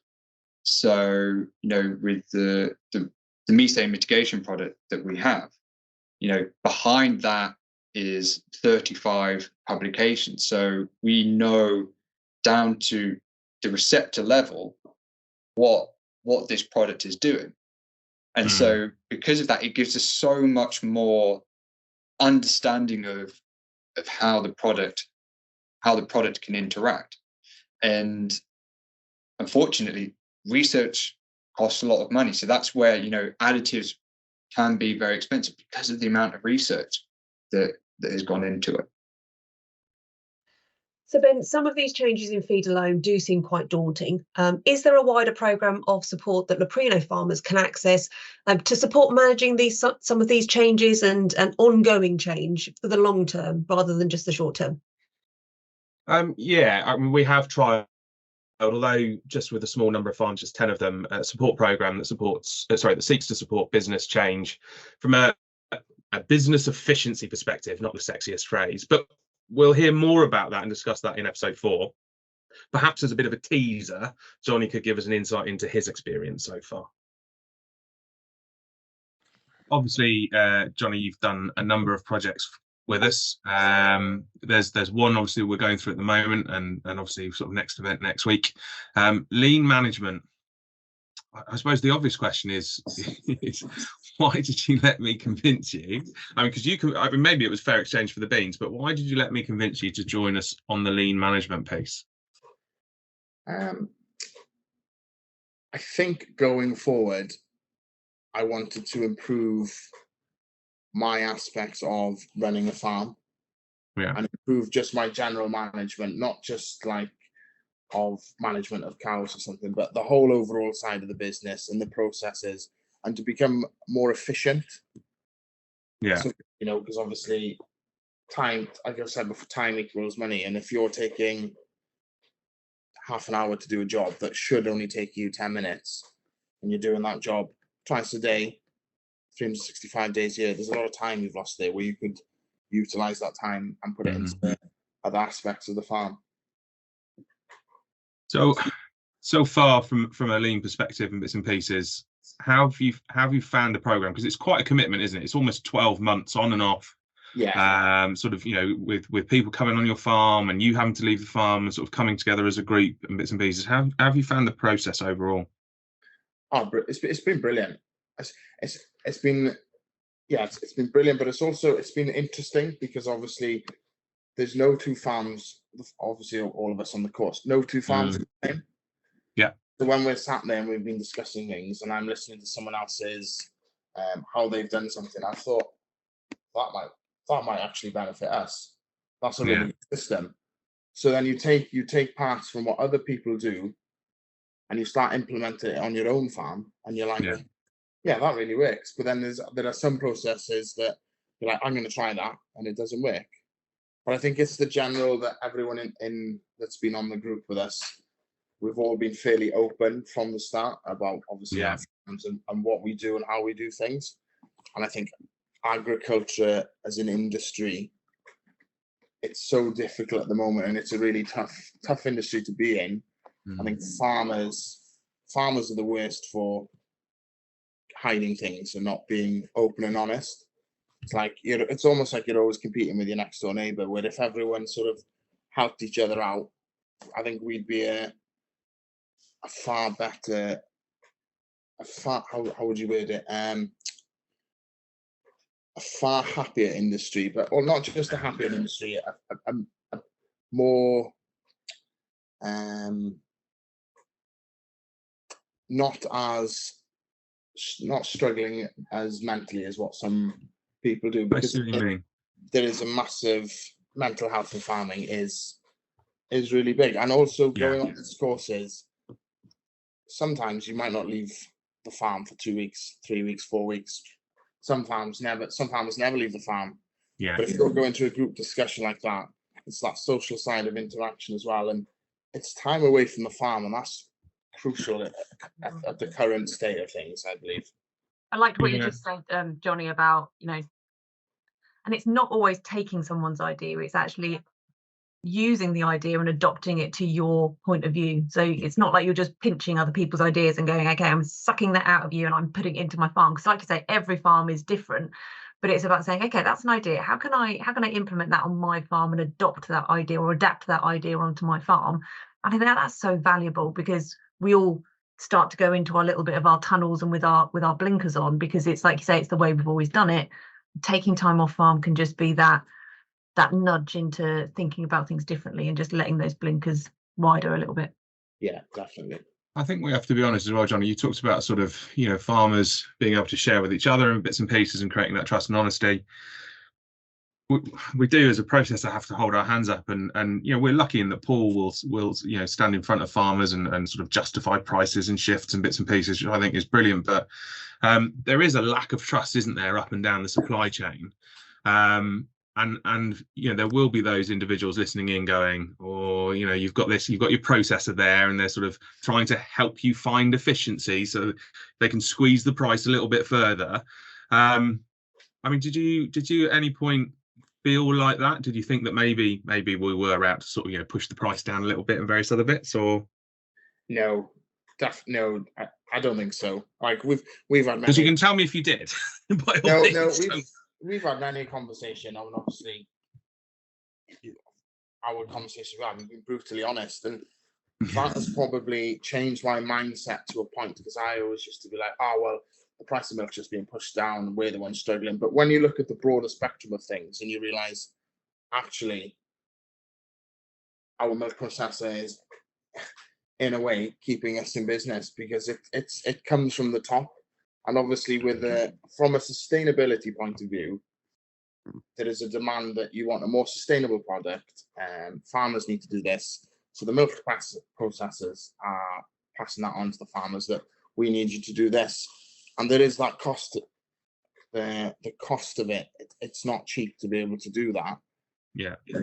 But from maybe I don't want to sound out of line, but from a retailer point of view, they're demanding a product they want more sustainable, but they're not willing to pay what is needed to be able to achieve that. So it's a very, I think people and farmers, like working with yourself now over the past 2 years, has helped our business.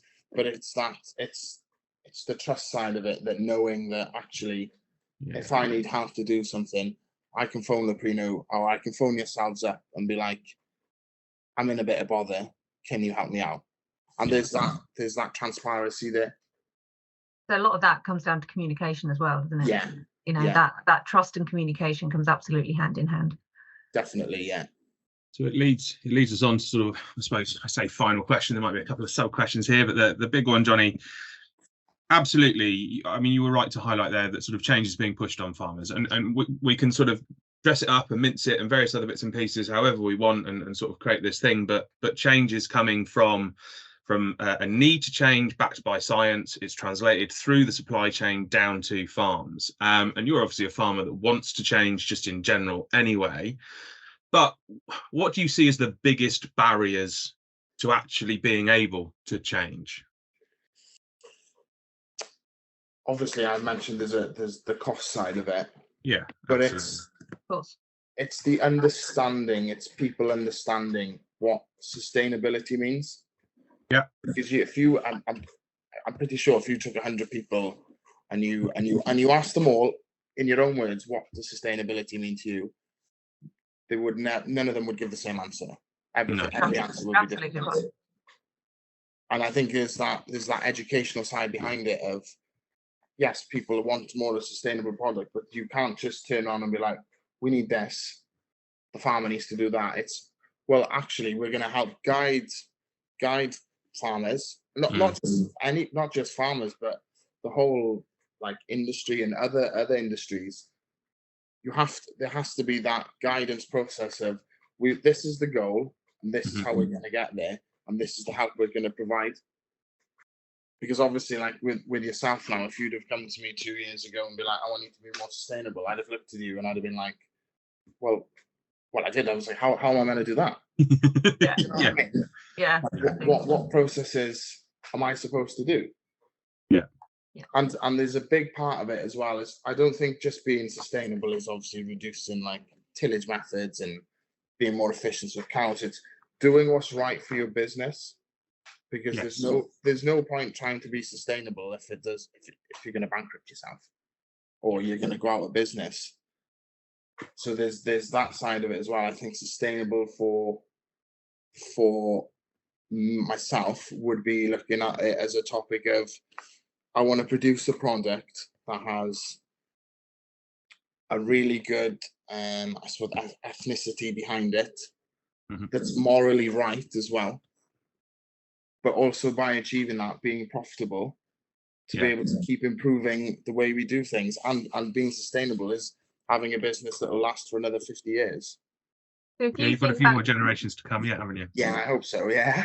Yeah, absolutely. So if you think back to, take let's call it the Magic Beans project, what was your driver for driving that change for you? I mean, you've mentioned a huge amount of, call them barriers, call them opportunities, because all of them can be flipped in one way or the other. But for you, for some of these projects that we've talked about today, what were the main drivers for you to change the way you do things? So the maize and the beans was to increase the protein in my maize, so I reduced my cost to purchase feed in. Yeah. The other side of it was also the beans being a legume, the nitrogen in the ground, being able to create a better soil structure and better soil health that would then reduce my input costs of fertilizer. So there's the cost side of it, but there's also that, I suppose, the carbon side of it, of reducing the farm's output of carbon, becoming as sustainable as possible, but also becoming as profitable as possible as well. So you just can't divorce those two pieces, can you? Profit and planet. I love what you just said there, Johnny, because you identified a need, which is putting more protein in, and that was almost the hook that then everything else came around. You enabled yourself to bring in economics and cost and inputs and sustainability and soil and all of those things. For those of you who obviously are listening, I'm creating a lovely little spider diagram with my hands at the same time as doing this. But yeah, it really goes to show that actually at the base of everything there needs to be a need, or the need to solve a problem, or the need to do something different. But you can hook so many things around that, and sustainability is absolutely one of them. I think another point to add to that as well would be, it's the want. Like, you have to want to be able to change and willing to change. Need and want. If you're not willing to change and you're not willing to try something new, there's no like, if for myself, if we weren't willing to try these new things and do that, in 10 years we wouldn't be around, because the way the industry is moving and the way the whole planet is moving, you're going to get sort of left behind, I guess, in a way. For sure. Johnny has been so honest and honest enough to talk about what's worked as well as what hasn't, and that's really important, the what's worked and what hasn't aspects of anything, and that's where learning comes from where you've got it wrong as well as where you've got it right. So let's discuss when it goes right with Ken and really end on a positive note. So, I mean, I've talked there about where we've struggled and it's gone wrong in bits and pieces, but you must have some success stories and bits and pieces, Ken. Are you happy to give us a few examples of sort of people that have found a benefit? I've got three. One, I'll start off with one that you don't know, and customer I've had since the spring or last autumn, and this knocks into it confirms what we're trying to do, etc. This gentleman, we're milking, he's got mixed forages. He's got layered grass silage, a legume crop and whole crop in the same pit. And then came to Christmas, and it was falling out of bed for him. So we was having a chat about it, and he was feeding rape, and he had biscuit meal. He had a contract with biscuit meal, but decided he wasn't going to use it. So half spring calving, it's not one of Leprino's at the moment, but might well be one to knock on the door for you, Ben. But anyway, they had to get rid of 50% of their herds, because 400, but somebody wanted half spring calving and half autumn calving. So fortunately, financially, they could do it. So, but then they couldn't find a home for the 200. They went and got some spring calving herd, totally Danish Reds and some lovely Jersey pedigrees. Anyways, it wasn't working. So I said, look, you know this contract you got with Biscuit, it would be worth getting that in. And he went, yeah. I said, well, with your legume and your forages, you sort of carbohydrate. And if you've got a contract and you don't want to default because they're going to sue you. So anyway, we've topped off. You've got to believe this, and it's true. We took the cake out of the parlour, put sugar beet, superflow in the parlour. 5 and slow it down,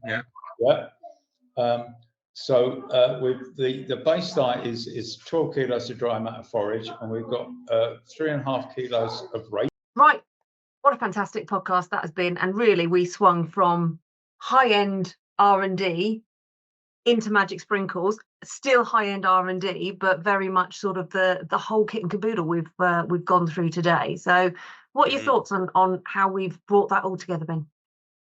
Well, at first thought, you could think this is really complicated because there's so much stuff I could now do just around feed. But actually, I think it's probably reassuring to know that there are professionals out there that are doing it with case studies. So actually they can manage that transition for your business. The expertise is there. The likes of Ken, obviously sort of, going out onto farm and making it happen. And I know that was sort of a bit of a follow-in from the soy piece, but the two are obviously intrinsically linked here. If we're going to make sweeping changes to diets, a bit like David said in the previous podcast, David Wilder said, we need to look at the efficiency of delivering the right ingredients in the first place. Yeah. So that was good. It was reassuring to know the experts were out there. I think it was also reassuring for me to know that there are people who are just as cautious as I am. I mean, I should be careful calling things magic sprinkles. That's my fault, but that's how they can feel sometimes, I think. And to listen to Jonathan sort of talk about, you're absolutely right to sort of question, what is this going to do for my cows? What is this going to do for my bottom line? And what is the potential broader benefits, not just in terms of methane reduction, is important. And certainly for Leprino, we're committed to delivering some trials on feed additives on farms, and we'll cover the cost of the ingredients. But really what we want to do is work with the farmers to work out, is there any quantifiable benefit to those farms? We'll cover the cost because we know there's often an upfront cost, but we'll look at where those benefits can help soften those costs. We also want to look at the qualitative pieces. I mean, our cows and how we interact with them are more than just numbers on a page. It's often how you feel. Do you feel that the cows are bulling right? Do you feel that the cows are milking right and they're healthy and bright and vibrant and have their shiny coats and all the stuff that sort of people will laugh at you for saying, but it matters. It absolutely matters. It really matters. So I think it was reassuring to know that there are people out there selling solutions, not magic sprinkles, but selling solutions that also genuinely care about knowing, are they doing the right thing? And then that passion again, farmer passion. I mean, listening to Johnny talk about why he'd come up, and it was entirely his fault. He's not blaming me in any way, shape, or form, but his magic beans was brilliant. He had a clear drive and a clear vision for his business, which is incredible. But also to listen to the bits that he hands up, hadn't yet worked. Yeah. So there are still some bits out there that seem like good ideas. And I think there's a role, not just for Leprino, but actually across the supply chain for us to support farmers who have genuinely good ideas that will make a difference to implement those. Obviously the reliance then is on sort of, farmers being able to sort of commit the time and resource to do so, which can be hard, it can be challenging, but it was fascinating. And I think the broader, I mean, Johnny talked about obviously sort of, I wanted to do it for sort of, being a bit more efficient, self-sufficient around protein, but he drops in biodiversity into there and various other bits and pieces. There's bits that we do that sort of, they're more than just, a carbon reduction number. Yeah. And some of those can actually make us on a very personal level happy. I mean, I know, speaking to Johnny, he likes the fact that the crop looks pretty. Yeah. Yeah, And because it does, you know. Yeah. You know, it's his farm, and it's sort of, you know, been in his family for generations, and there's a pride or a culture, I think.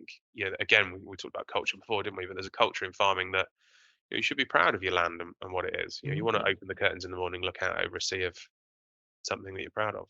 Yeah, absolutely. And that it's that thing about, like you touched upon, it's the what works but what doesn't work as well. And that's and not everything is going to work. What works on Johnny's farm is not going to work on everyone's farm. But there's that inspiration of how he got there, the idea he had, how he's engaged with you, his processor, and other support mechanisms to make this work. And just because it worked in one field, it maybe didn't work in another field. So there is that eye of detail that the farmers do have to have, absolutely so important. But it's that ongoing support as well. And Leprino have showed support, but where else can we make sure that support comes from? That's just as important, I think, moving forward. I think so, and I suppose the takeaway then is to look at those supports that are out there. So, I mean, in Wales you've got Farming Connect, in Northern Ireland there's CAFRE, in England and Wales obviously there's AHDB, and there's a whole host of others. And I think if the likes of Johnny and the examples given by Ken are anything to go by, and actually those in our other podcasts and those podcasts to come, I think the realization is you don't have to do everything. But there are so many options now that have a direct benefit for you, not just your business, but sometimes for you personally. We can all probably try one thing and be supported. So my takeaway would be, actually, let's have a look at, you know, if I'm going to have to jump through a hoop, I'm going to have to do something to show that I'm doing the right thing and you know, be able to sell my milk at hopefully very well paid price. But if I'm going to be able to do that, then what is my one thing? Yeah, what is my one hopefully thing? It speaks to more than just the bottom line. Yeah, absolutely. And that's what brings happiness. And I think if anything else, we also want people to be happy. So and doing these podcasts makes me very happy. It's always great fun to do them with you, Ben. So that's a wrap for podcast 3. As always, thank you ever so much to everyone that has been part of this podcast and taken the time to really be involved on this really important topic. It's been fantastic. I've enjoyed it. I'm sure, Ben, you've enjoyed it. And we hope the listeners have enjoyed it as well.